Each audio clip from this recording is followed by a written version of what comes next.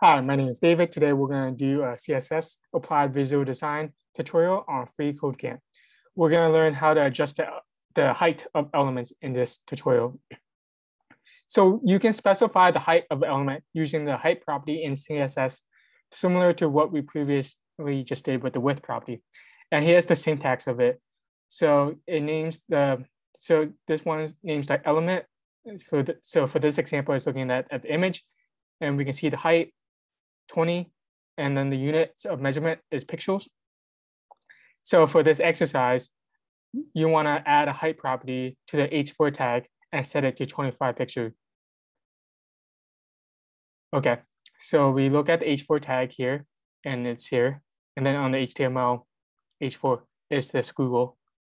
So in this, we want to change the height. So we just follow this syntax, height, colon, 25 pixels. And that should be it.